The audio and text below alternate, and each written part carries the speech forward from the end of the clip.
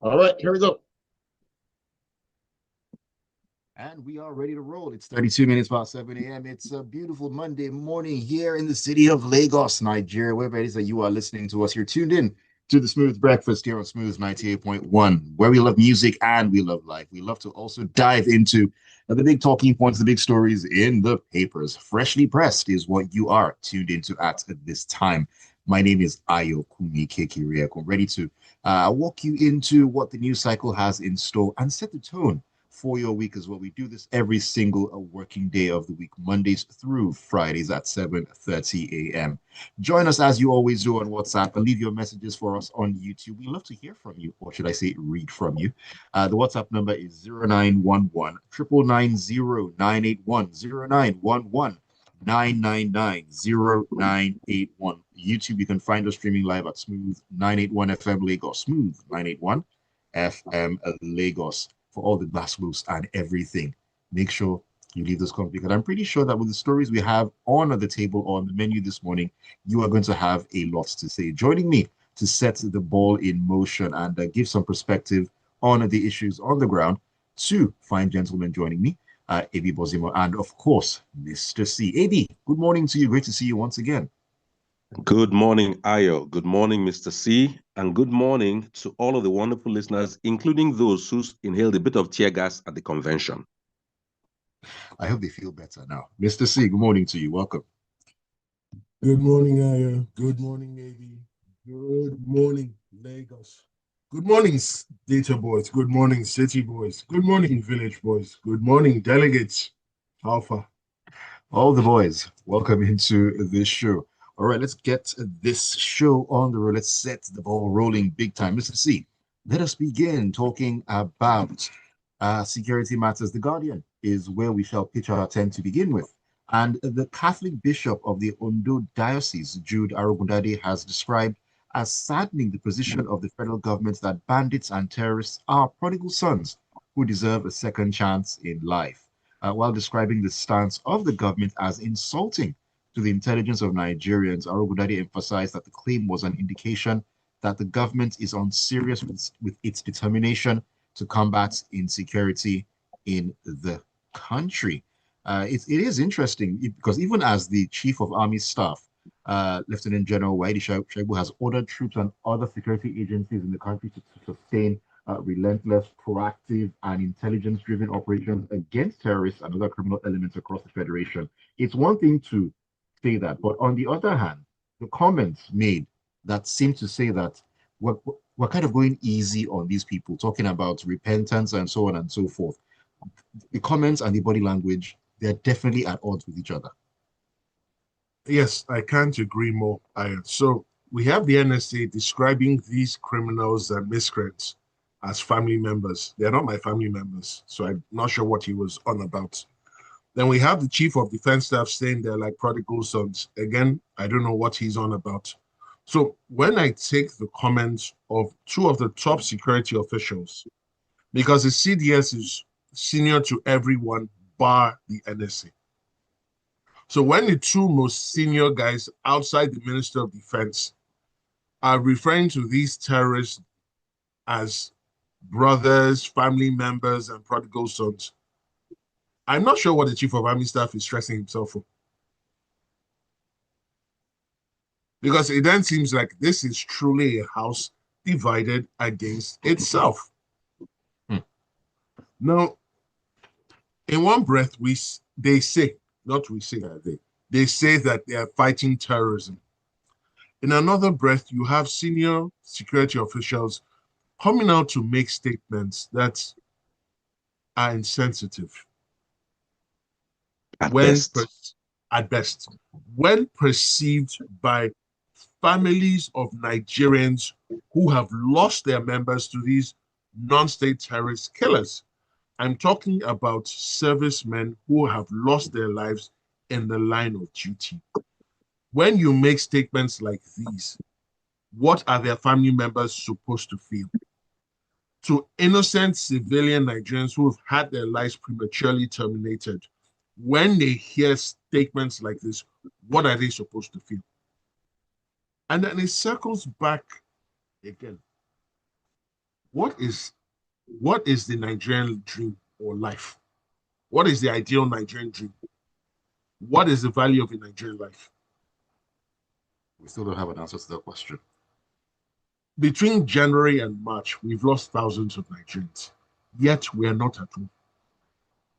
In any other country, it won't be business as usual. Now, we're at a crossroads. The security agencies seem challenged defending themselves, preserving their own lives with all the equipment, arms, and ammunition they have. They seem seriously challenged. Then, for the civilian folk, how many of us can sleep with two eyes closed at night? How many of us can travel and visit other parts of Nigeria as we ought to? When you then juxtapose the nonsense that we're doing here with how other countries are fighting terrorism, then you can see that there's something wrong with what we're doing here. Why are we not employing drones? But of course, we have the answer. You can only circle back to the NSA statement, the Nigerians, their family, whatever that means. These people are not ready to repent. They're not ready to be rehabilitated. They have an intense hatred for human beings and progress. Why some people in government elect to keep them on the face of the earth is what I don't understand. For how long will Nigerian lives be lost because we keep playing kid gloves with this issue? We keep cheating with kid gloves. We keep sweeping under the carpet. Why can't we say once and for all? You see that Sambisa forest? Level the whole place. It's not like there's gold there or there's crude oil. Level the entire forest. Then there will be the system of caves where they go to hide, those mountain tunnels, level everything. Then let's know what we're dealing with. But we continue to dance around the issue and we're still where we are. Just before the show started, I was showing Ayo a clip, which incidentally AB shared with me, how Burkina Faso is dealing with terrorists. They're not playing games. Because these people do not want the country to develop. So fingers crossed, let's hope that at some point wise counsel will prevail and they'll start to take this matter serious. That's all I can say. One word. You see, the good book says a double-minded man is unstable in all his ways. The fact is, when you have senior members of a country saying, embrace them, the 176 Kwara citizens who are still in captivity after a whole month in which our president went to London to see the king and came back, embrace them because they are with their brothers. That's essentially what is being said. And then the president gets up and says, oh, it's very bad that our soldiers are suffering. I'm going to donate my salary, which means nothing as far as I'm concerned. Then you see the signs of an unstable mentality. Yes, it's different men, but as a government, we have an unstable-minded government that doesn't know what it wants to do, who is its actual enemy, and is embracing those who would have it dead. That is a sign of instability and inadequacy. There is nothing about the terrorists operating in Nigeria that's unique. There is equipment made for such people. I've long said it, even as a non-security person, that aerial warfare with drones would have taken these people out or dented them to a point of no return long ago. But instead, we have shown where our priorities lie. Before the president and his 600 followers went to see one king somewhere, we had spent $38 billion or so buying Forex for trips before that. What do you think $38 billion would have done in terms of equipping our military? So it's not enough, as one other story we talk about, to talk about making the soldiers' lives. Keep the soldiers alive. Then you wouldn't have to spend money taking care of their loved ones. We have failed when it comes to security. And that too is going to be part of another story. Let's go. All right, AB, I was about to make a few comments, but because of time, I will keep my thoughts to myself at this time. But let me take your thoughts, Lagos. Tony from Lagos Metropolis says, "Good morning, gentlemen. Terrorists kill servicemen, destroy locations, murder innocents, kidnap people, and cause havoc. Defense head, let's not hit them harder, but leave them an opportunity to be rehabilitated. It's hard not to agree with the saying that the nation deserves its leaders. Nigeria is not a real place." Sunday from Surulere. Good morning to you, Sunday. Says, "On the tags given to bandits and terrorists, there is no prodigal son here. The prodigal son did not go on a killing spree, taking lives at will. These are not my Point. brothers." Such a comment by a highly ranked person is a big shame. Every day I wake up in this country with regret and pain due to the kind of news I hear daily. Let no one deceive us in Nigeria. We are at war. Right, let's keep things moving here. AB, let us talk Yes. about matters concerning the telcos because we had a little bit of a glitch at the beginning of the show, and this was, True. this was due to this particular story. It's in the Vanguard where it says the Nigerian Communications Commission has directed mobile network operators (MNOs) to compensate subscribers for service disruptions, marking a shift from traditional fines to direct consumer restitution. In a statement issued on Sunday by its head of public affairs, Nena Ukuha, the commission said the directive targets operators whose network performance falls below established standards in specific locations. Maybe not a bad idea here. I mean, but how will they first of all determine these standards, and then how will they make this actually work? Ayo, I'm glad you asked this sole question. What does network performance falls below established standards mean?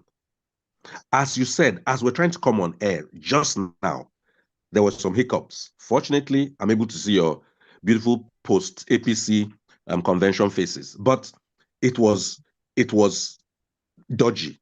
And we have had incidences on this show when we lose connectivity, and I'm sure so many people can speak of that. So, first of all, the NCC announcing it is not a bad concept, but how is it going to be effected? Am I the one to report that I've suffered? Who will cross check? But when you say how will it be done, they say that rather than NCC finding the telco and getting a fine, into the revenue stream of the telco, it will now be the telco giving the individual credits. At least for all those messages we get that are always telling us unnecessary things, it wouldn't be bad if I'm getting credit every time that I'm getting one of those messages that are meaningless to me. If every time you send me that message, you put 10K credits, hey, I might even become a fan of the telco. So we know how it can be done. They can credit us. The issue is how to determine what network performance means. And then they are telling the network service providers to improve and upgrade their equipment. Fine, I agree. Have they helped the telcos with lights? You know, I Among mean, other we can go things. further. We can go further, but if many of these telcos have established their facilities, as much as I am suffering it and I feel irked, I also have to sit down on the telco side and say they are working in 2026 largely in frontier land. Telcos should put on cowboy caps and ride horses to their locations because often they don't even have roads to get there. They provide diesel for those base stations and so on. So again, telco, don't give me bad service. And if you give me bad service, send me 10K per incident. I like it. But I must sit on the side in fairness.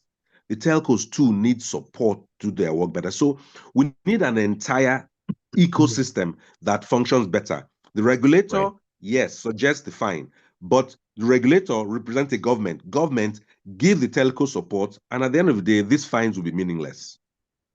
Okay, so very, very quickly to add to what AB has said, telcos have consistently complained about multiple taxation from local governments to state governments, and I dare say even the federal government. Has that incident of multiple taxation ended? In some places, local government councils use miscreants and ruffians to harass and disturb their businesses. Then also, when their equipment is vandalized, should they pay for it? So, for example, in the Northeast, the Northwest, and I dare say even the North Central, when these prodigal sons and family members of some of our security officials strike and they damage telecom infrastructure, who should pay the fine? Should it be The telecom guys? Or should the Good bill be sent to the questions. prodigal sons and the family members? Assuming they have addresses. They know how they reach them. Well, they know how to reach them. They were able to use their they communicated with them by Ononuga personally and communicate with some Because people and got remember them out of once captivity. there was a group that was abducted, and the NSA Yes, came now. out to say that they were fine. He was assured because he got information from his family members. So again, there are many things, and then this compensation. Let's not hold our breath out. It won't be more than 100 naira. No, now. How? Up to 100 naira for what? Okay. Is it for beans? Okay. or Ewa. Please, 100 naira. That's what I want to know. How much is the compensation going to be now? No. On a It's more just- serious note here, I mean, it is a good idea for the end users to be the ones to be actually compensated, because we are the ones who feel the pinch whenever these issues happen. But how do we Absolutely. determine how much is supposed to be given back? So someone who has never subscribed 50,000 naira since buying the SIM will get 10,000 naira in one fell swoop. Right. You know, I was being completely over the top there. We are people of faith, Mr. C. We are people of faith. That's true. Have faith, Mr. It C. moves mountains. Okay. All right, Mr. C, I'm coming back to you right now. And let's talk about this issue in the Vanguard, where I think this is off the back of the APC convention in Abuja. Well, President Tinubu has said the All Progressives Congress, the APC, was established as a platform for national transformation aimed at reducing poverty, improving security, and rebuilding Nigeria's institutions. The president stressed that the APC was created not merely to secure electoral victories, but to serve as a vehicle for effective governance and national development. Well, feels very paradoxical, but hey, it's just me here. So this is what I would call rage bait. He honestly could not be serious about this. So I'm going to do a departure for what I normally do. I'm going to read his statements verbatim. And I'm going to invite the data boys and city boys to send in their comments. Don't be afraid. You pseudonyms, send in your comments. So first comment, the APC is a platform for was established as a platform for national transformation aimed at reducing poverty, improving security, and rebuilding Nigeria's institutions. Can we all agree they failed at these three things? Or they're failing? Data They're still boys. failing at these three things, because surely poverty has not been reduced in Nigeria. Nigeria is the poverty capital of the world, of the planet, of the solar system, perhaps of the galaxy. And that says a lot, because India has over 1 billion people. That says a lot. Then the APC is to serve as a vehicle for effective governance and national development. I'm not sure what that means. So this sounds like what a GBT program would have churned out. Huge. Now, the party was founded to bring together Nigerians committed to building a country where institutions function efficiently, opportunities are accessible, and citizens can live with dignity regardless of background. How? We are throwing rice at every simple thing. They line up like beggars. Under the APC, Nigeria has become a Begistan. How? A Begistan. Then he further said its founders united out of a shared desire to rescue Nigeria from economic decline and reposition it for growth and stability. Can we all agree that we haven't gotten out of this economic decline because we've turned so many bends and corners under the Tinubu administration? But isn't that why all the governors are moving to the APC to make this work better? Is it working better? Are you a governor? Are you a governor? Did they tell you their motivation? Did they tell you their motivation? So I'm not sure what he says. No economy grows by sustaining wasteful subsidies or dysfunctional priorities. Now, buying lottery dysfunctional priorities. I like that. So traveling abroad, junketing all over the place with no tangible with results to show for it. $38 billion last year. Naira, actually. $12 billion Was it Naira? On Forex. Naira spent on Thank Forex. You, thank you. I stand corrected. So all the numerous foreign trips that have yielded next to nothing, what did we get out of them? If we call them dysfunctional priorities now, data boys, city boys will start foaming at the mouth. But what has the country gotten out of all those wasteful trips? The last trip is just the worst.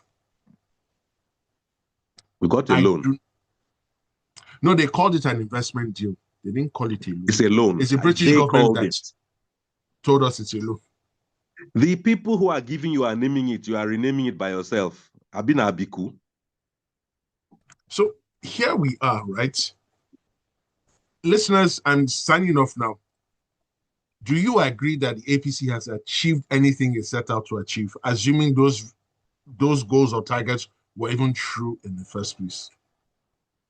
If you agree, please send in your comments. If you disagree and you believe that they have achieved anything, please send in your comments. One sentence. I can say, based on the headline, APC funded to tackle poverty, insecurity. Based on that statement alone, APC has been a public, spectacular failure in addressing those. You cannot be the world's poverty capital and tell me you are working on poverty. You cannot have 190,000 people killed, and as we're standing, 176 people from Kwara in captivity, while your top security people are calling the terrorists brothers and prodigal sons and say you're tackling security. Enough from me. Michael Ayokunmi says, at least compensate the families of the people your brothers and family members killed. $1 billion for each death is a start. Well, it must be meaningful. Gilbert Musa in First Stack. Morning to you, Gilbert. He says, on the recent statements from the NSA and CDS, Mr. C and AB said it all. Let me add that it goes to show government's insincerity in tackling our current insecurity situation in the country.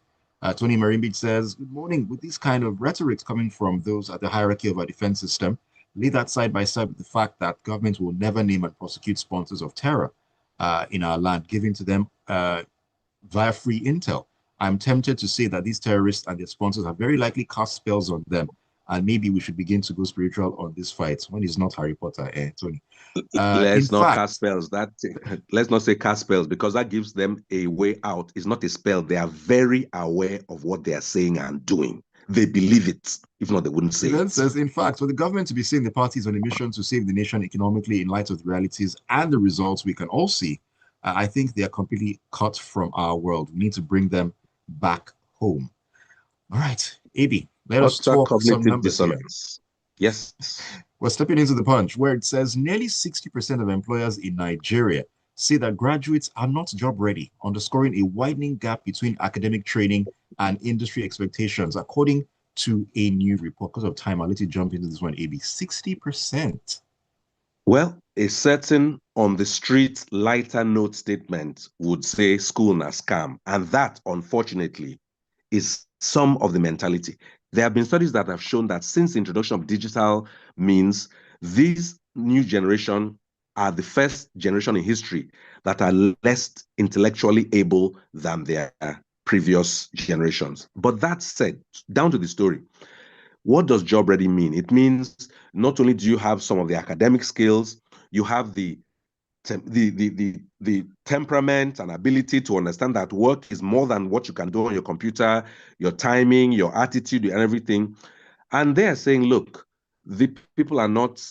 It's ironic that in a world where you can sit down in one spot with one device and obtain information from all sorts of places around the world, much of it for free, people's priorities appear to have gone to, let's call it truth, social media. And interestingly, recently in the US, some of those top social media companies are being convicted for what people perceive as their addictive qualities. Now, what does it mean to be work ready? You're able to come into an office, even though you don't have all the experience, your verve, your new knowledge can add, and then you can now build up experience over time. It's one thing to criticize the student. It's another thing to say, what of the people who are teaching them? Are those people being equipped to teach them what it looks like on the outside? We have a national policy that says practitioners in any industry are not allowed to teach. I think it's not helping us, because if you have a situation where you create some harmony between practitioners out in the field and those who are teaching, then maybe they'll be teaching them some of the things that are needed. it's easy to dump on the graduates. I know it's easy. It's very, for some people, satisfying. Not for me. As far as I'm concerned, I feel for the graduates because they're not just competing in Nigeria, they're competing across the world. Some of them very effectively. There are many people sit down, people call them nasty names, and they're actually working internationally. And that's why they're able to do things that their elders are not able to do.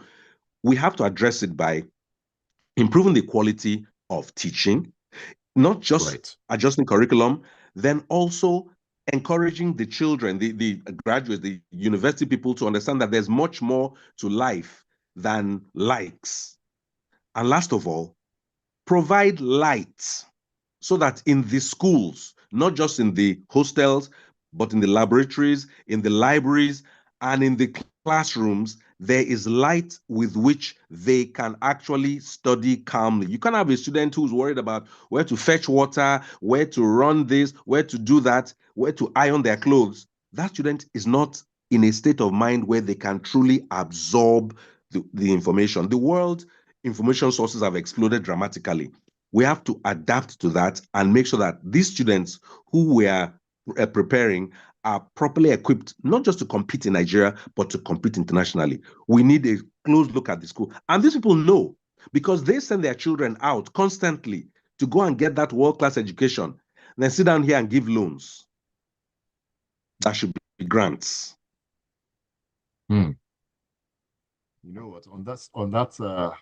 On this particular issue, I think at 9 o'clock, I'm going to broaden the conversation. And I would really love to get the perspective of employers, business owners who have to employ young people for different positions. What have your experiences been? And do you actually agree with these numbers, or do you think the percentage should even be higher than the 60%? We'll explore that later on this morning at 9 o'clock on Lagos Talks. Definitely, I've had reason to bring interns in to do some work with me in the station here. And believe me when I say, it's hard. It's hard. it is very Accepted. hard.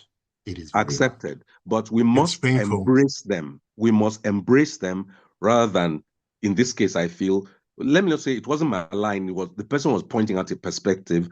Fine. What do we do and how do we do it? That's really what matters, whatever the Okay. number is. So very quickly for me, one sentence. If the foundation is wrong, everything that follows the foundation is equally wrong. There you So go. solution, go back to the foundation. Go back to the basics. Back to the foundation, back to the basics. Take it all the way back home. All right, let me run through the messages real quick because the time has absolutely flown by as it always does.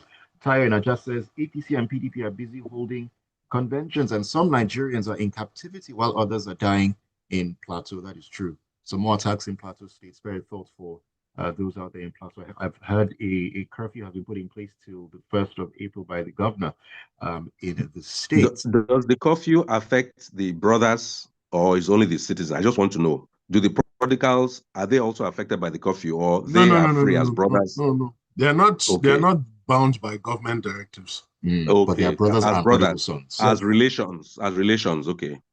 Okay. Taya further says, I don't think we're angry enough with these our leaders. Someone was seen giving out money at the event, and there was no hollering about sharing their privacy online. Did you see that particular video of money sharing at the APC convention? No, I didn't see it. But EFCC was not there to arrest the people sharing money. No, they are Yahoo boys somewhere. EFCC is very busy with quote unquote Yahoo boys, quote unquote. Isn't that means. And even the sharing of money, is that not the reducing the integrity and the value of the naira? No, thank you for coming. All right. Sir, thank you for coming. Okay, sure that's what that was. This is from Dada in Ogba, who says, "Morning, Mr. C, AB, and I." Morning to you, Dada. She says, APC has done all what Tinubu said in mind. I'm guessing, but there's no blueprint on how those things could be done. Security problems graduated during the APC time in office. So all the we will cut them. It's just in quotes. It's just boboing. Excuse my English, please. We understand your message. Thank you very much. Leko in Lagos says, morning crew. Congratulations on the Chief of Army Staff saying they should forgive bandits and terrorists. Ribadu Matawale and Gumi said they are their brothers and Nigerians should leave them. You can see that for the insecurity in the land, this government is complicit and doesn't care because of 2027 elections gain. That is why Nigeria is a gangster's paradise where bandits will attack for hours and no security agents to repel or kill them. But if harmless protesters go out, they will send the police, army, and aggros to intimidate. etc. etc. I had to shorten the message cause time. Thank you, Lekon. Jerry says, good morning, Ayo and gentlemen. The most annoying for me from the president's speech is that it's a vehicle to align Nigeria for strong institutions. Does the president understand what he's actually saying? When he cannot get our electoral institutions strong, knowing too well that this is the bedrock for a good and trustworthy government. Okay, Ibrahim Zakari in Ikpaja says, good morning, gentlemen. In a sentence, this government under the APC is a colossal failure. Alrighty, let me sneak some more in. Michael Akiremi says, I wonder how much they will claim to have spent so far on the palliative rights they've used to solve Nigeria's challenges. Who is auditing? That's a good question. Who is auditing? It's Amadi in Nicholas billions, says, I assure you. good morning, Smooth. Good morning, Nicholas. This is ridiculous. My scorecard for the APC is that they have plunged Nigeria into an unprecedented height of debt without any commensurate development to show for it. Tali, good morning to you. Tali says, I'm quite surprised that there is a regulation that prevents practitioners from teaching. This is an important exposure required by the current crop of undergrads. I have given final year talks and presentations. I have also been a visiting lecturer at a science and tech university. I had to escalate a student to the dean. The kids weren't that committed, and all they wanted to do was get ChatGPT to set exam questions. I had to moderate final scores for the courses so they could pass with respectable grades. These young ones, God help us. Tali, I need you in the studio. Come and sit down on this chair. Let's talk about this. It's an open invitation. Take me up on it, if you will. Take me up on it. This is from Stan. Stan says, I assure you, all the time assurance, all talk and Assure you. Assure you. Assure. Thank you, AB. Assure. Yes. Let me go to, all right, I think we're good with the comments here. Right. Yes, indeed. It has been a very interesting morning. Thank you so much for all the messages and your contributions as well. Always good to get your thoughts and feel your pulse as well. Big thank you to you, AB, and to you, Mr. C, for joining me this morning to make it a very interesting conversation. Oh, I'm so sorry. I missed a message or two here. Let me just do justice. Very quickly, Ajay Oluniwa from Agodo Jerry Sherry says, good morning, gents. It's actually shocking to hear the CDS saying that terrorists are like biblical prodigal sons that deserve a second chance. How are the activities of terrorists compared to the prodigal son? Is it any wonder the so-called fight against terrorists is not going anywhere? The goal of Boko Haram is to carve out a territory to create an Islamic state in the country, and government knows it, but the fear of the caliphate is tying its hands, God help us. And Joseph Mene says, it's absolutely disgusting and pathetic how government and her agencies keep up non-essential ideology. The army keeps forgiving terrorists while another arm of agency arrests any citizen that tells the government that governments lacks in their communities, protests for betterment of the country, and so on and so forth. May God help Nigeria. May God help Nigeria indeed. All right. Let me see.